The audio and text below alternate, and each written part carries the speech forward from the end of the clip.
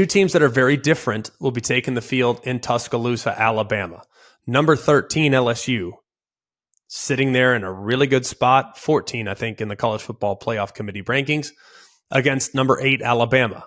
Currently, Alabama, 3-point favorite. This game will be Saturday at 7:45 Eastern Time on CBS. A couple of things to account for with LSU as far as their injuries are concerned. They've had a really tough stretch defensively with some guys that are likely not going to be available. They've lost Zy Alexander, Denver Harris, and Deuce Chestnut all in the back end. Those guys all play corner, and they'll be without all three against the Crimson Tide. They're also without the defensive tackle, Mekhi Wingo, who is probably, I don't want to say he's their best defensive player, but he's probably among their most productive players there in the front seven defensively. Now, are those injuries going to be a huge factor in the game? I don't know. It probably depends on how Jaden Daniels plays. Now, if he wins this week, he'll become the first starting quarterback with multiple wins against Nick Saban while at Alabama. He'll be the first starting quarterback with multiple wins against Nick Saban since Jason Campbell did so in 2002 and 2004. That was when Nick Saban was at LSU. He'll become the first starting quarterback who wins against Nick Saban in consecutive years since Rex Grossman did it in 2000 and 2001. Now, this is going to be very, very interesting because Alabama is excellent in the back end. Their biggest performance to date, though, against quality wide receivers was against Texas, and their secondary did not play well in that game whatsoever. I think Texas wide receivers are elite. I think you can make a case that LSU's receivers are just as elite, if not more so in some ways.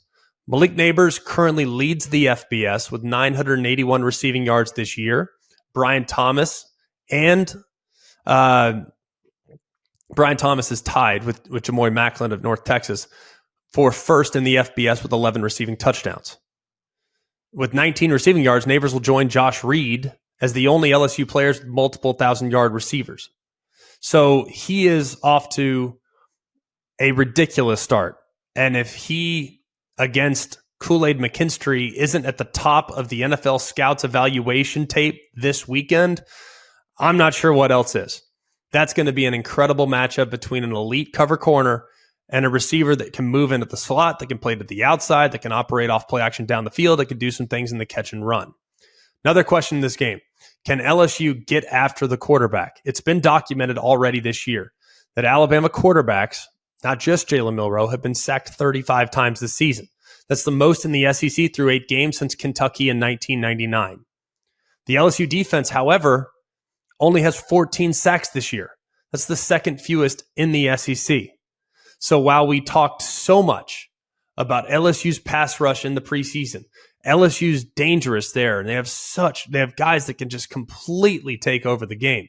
It hasn't really materialized with sack production. So can they get home against an offensive line that has improved greatly the last few weeks? That's a significant question. This is going to come down to what is the tempo of the game? Which team decides how the game is going to be played? Now, if it becomes a track meet and it's a score-a-thon and the first team to 40 wins, then that's LSU style of game. They will have a significant advantage if that's the way it plays out. If it becomes a little bit more ball control, if it becomes a little bit more methodical, becomes a little bit slower, that is a major advantage in favor of Alabama. If I'm Alabama, here's what I do. I want to pound the football. I want to have slow 5, 6, 7-minute drives. And then if I can rock those safeties for LSU to sleep, I'll take my chances in one-on-one. We've already referenced the fact that LSU is without 3 of their top corners. That means Jermaine Burton has to have a performance comparable to the way he played against Texas A&M. If he can go off on some big plays down the field, that's a huge advantage for the Crimson Tide. A couple of trends to take into account this game. LSU has gone over the total in 12 consecutive games dating back to last year. That's the longest active over streak in the FBS.